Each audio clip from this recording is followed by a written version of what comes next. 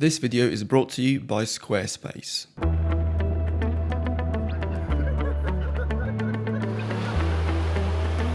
Deep down we all love camera gear, don't we? Even the most minimalist gear doesn't matter types all get excited when the new Leica is announced, and to be honest, rightly so. There's nothing wrong with getting excited over a new bit of gear that we know we will use so much.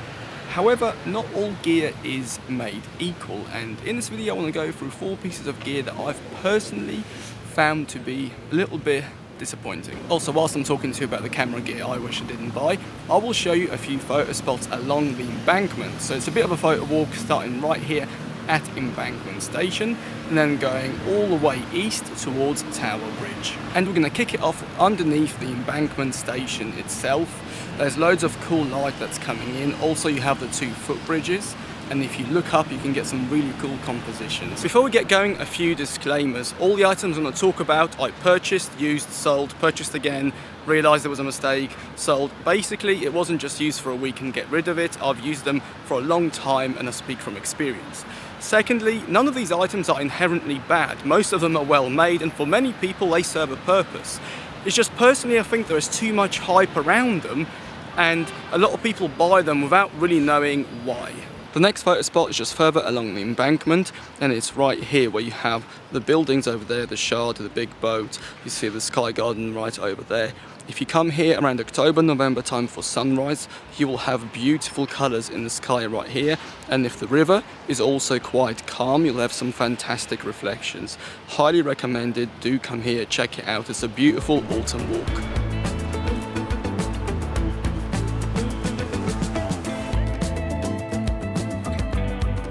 Now, before you crucify me in the comments for this one, please hear me out. So over the years, I've used a ton of different camera bags by all of the main manufacturers.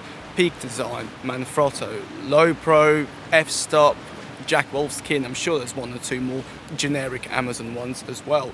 And in general, I've never really had an amazing experience. The issues that I found with these camera bags were, and not just limited to, weight. They were all very heavy bags. You know, some of these bags can weigh over 2 kilos. Like the Peak Design travel bag, that's over 2 kilos just for the bag. By the time you add the camera cube and all of those things, you're on 2.5 kilos of weight without even putting anything into the bag. Another issue is that they're all overpriced. They're so expensive. By the time you've bought one of those bags, maybe 1 or 2 packing cubes, maybe an accessory pouch, you've spent £500 to £600. And I just sometimes think that, is it really worth all that money? Especially as what's leading me into the next point, many of these bags are single purpose. Sure, if you buy a camera bag that takes the cubes, you can take the cubes out and use it for something else. However, if you buy like one of the Manfrotto bags or Low Pro bags, which are all kind of sorted out inside already, they're fairly crap for anything other than photography. And even with all of the padding, which is there for a reason, but by the time you've got it all there, there's not much space left inside. I once bought, I can't remember what it was, I think it was a Low Pro, Pro Tactic, something like that. By the time I've put all of the dividers in, done all of that, there was enough room for like a couple of cameras and a couple of lenses. Like I couldn't even get a pack of peanuts in there or a jacket. And the final beef I have with generic camera bags is that they scream, "Look at me, there's a camera bag inside." This is especially true if you're wearing a camera bag that is made by a well-known brand like Canon or Manfrotto or Peak Design or anything like that. People know what these bags are. People know that if you spend 400 quid in a Low Pro photography bag, chances are you have over 4 grand worth of camera gear inside. So just makes you out as an easy target for thieves. Personally, at least shooting in the city, I don't really want to stick out. So that's probably the main reason why I avoid these bags. At this stage, you might be saying, all right, well, what would you recommend? So personally, I use generic bags. I've got a 16-litre bag, I've got a 28-litre bag that I use for travel, for going out. And then I will have these F-Stop camera cubes. The reason I use F-Stop camera cubes is I found them to be the lightest, and also they fit into these bags.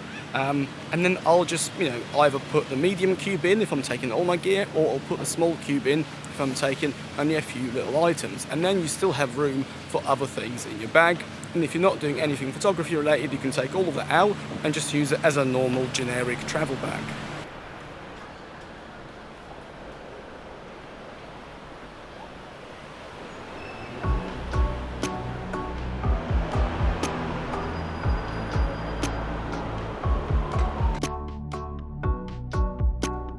Now this next one will also be an unpopular opinion, and I think it's actually a con, and that is the Pro Mist filters. If you don't know what they are, it's these filters that you put over your lens and they give you a diffused, soft, glowing look, which is meant to simulate film or just a generally more filmic cinematic look. Now these have become really popular over the recent years, especially on YouTube, and people buy them expecting that they can just slap on this filter and get amazing results. However, the reality is very different from that. First of all, you have to remember that you have to really control your highlights and your shadows, because this filter adds a lot of contrast, and in many cases it can completely bloom the highlights to the point where they completely blow out. So to get the most out of this filter, you do need to really have a good control over your environment, which for street photography and general photography you might not always have. Another issue I have with these filters is that they are undoable. Undoable, is that a word? Basically, you can't undo the effect because it's a filter and it's gone onto your image. So if you decide that maybe this photo works a bit better without the effect, or you want to apply the effect partially, you're out of luck, you're stuck with that, and if it ruins an image, it ruins an image. Now, the way to get around it for me personally, and the way that I recommend to people, is to just get a bit better with editing, because you can edit 80 to 90% of the look in Photoshop and Lightroom. Two quick tips is to use a radial filter in Lightroom, boost the exposure, drop the contrast, drop the clarity, and you've got a kind of a similar effect. If you want to take it a step further, go into Photoshop, learn how to use the Autumn effect, and together you can apply this selectively to create a much more pleasing image than just slapping on a filter and hoping for the best.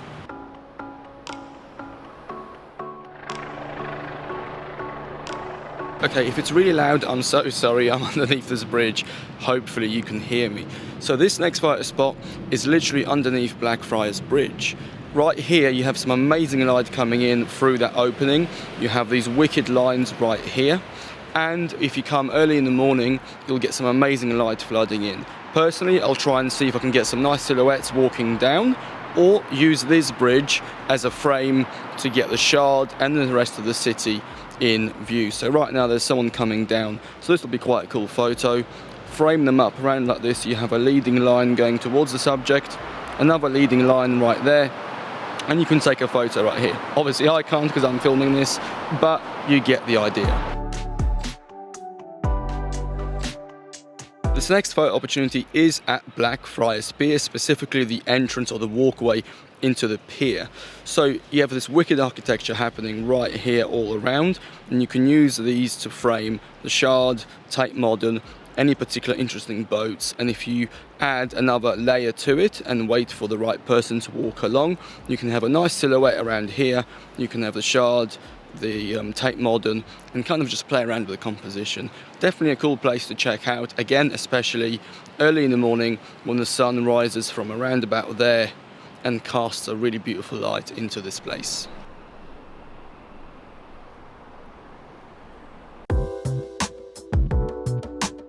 Let's go back a little bit to the video I made a couple of months ago about me leaving my daytime job and doing YouTube full time. In that video, it was very clear that we'll only work with sponsors that I already use, I recommend, or I would consider spending my money on.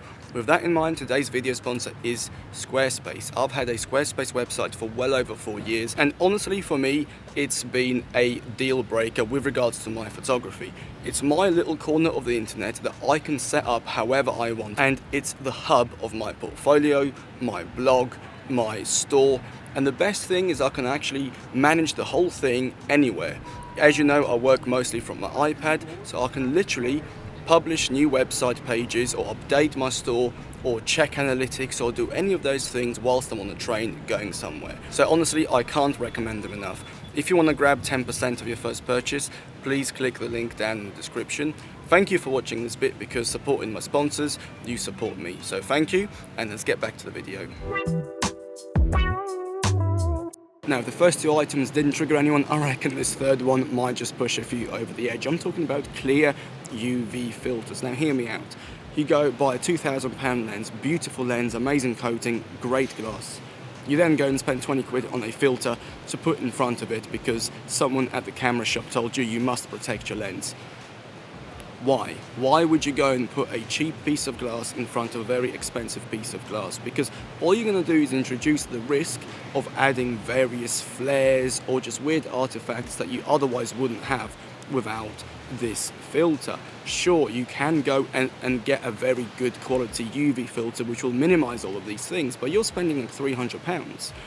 So it's one of those, if you do want to do it, go and get a good one.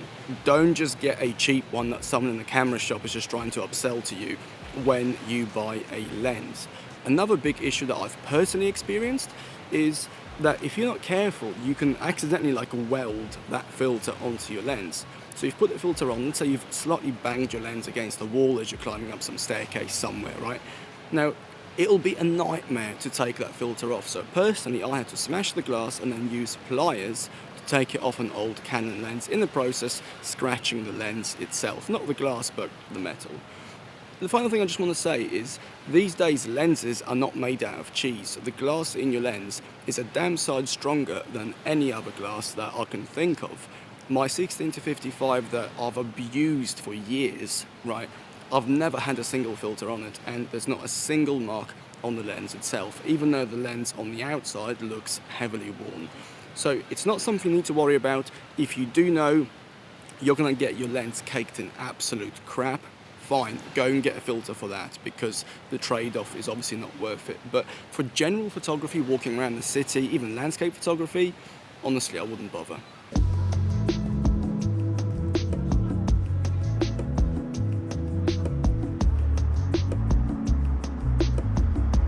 The next photo opportunity is overlooking the Millennium Bridge with the Shard over there, the city there as well. Again, if you come here in the morning, you have a nice sunrise over there. You use a longer lens, maybe a 50-140, or basically any telephoto lens. You can pick out some really nice silhouettes all along that bridge.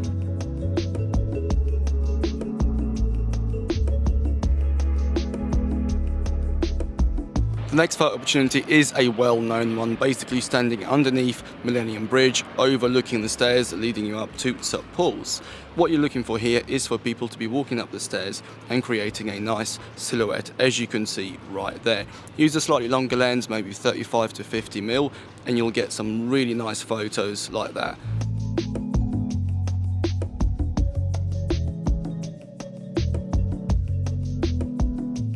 After you've taken your St Paul's photo, if you just turn around, you'll have a completely different composition. You have the Millennium Bridge right here, you have a huge open area right here with the Shard there, the light posts creating a nice frame.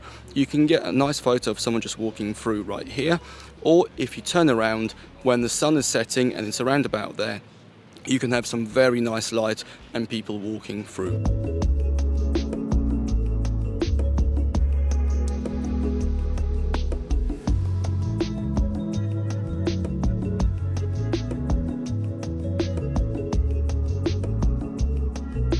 Made famous by YouTubers all around the world, these anal beads have become a very popular accessory and a staple in every person's camera bag. However, once you get over the fact that you can hang it off a tree like Tarzan or attach it to a railing for a very cool self-portrait, you'll realise as a tripod it's absolutely crap.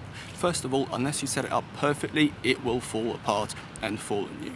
Secondly, unless you have all of the beads perfectly aligned, it will take up twice as much room as it did when it was brand new. And good luck trying to get them all perfectly aligned. In general, I've always found that my experience with that tripod has been very negative. Everything has taken way longer to do than it should. The whole thing was too heavy, too expensive, too bulky, and just clunky to use.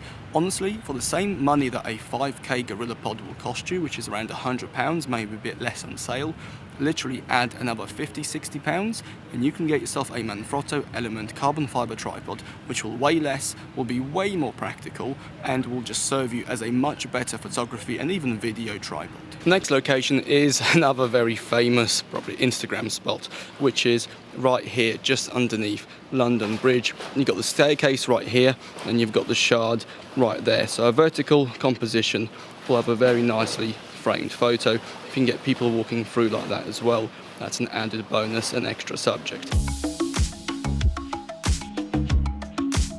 Alright, and that is all for today's video. Again, please keep in mind these are personal opinions based on my user experience. Yours will vary, and you might find many of these products are actually very useful for you, and there's nothing wrong with that.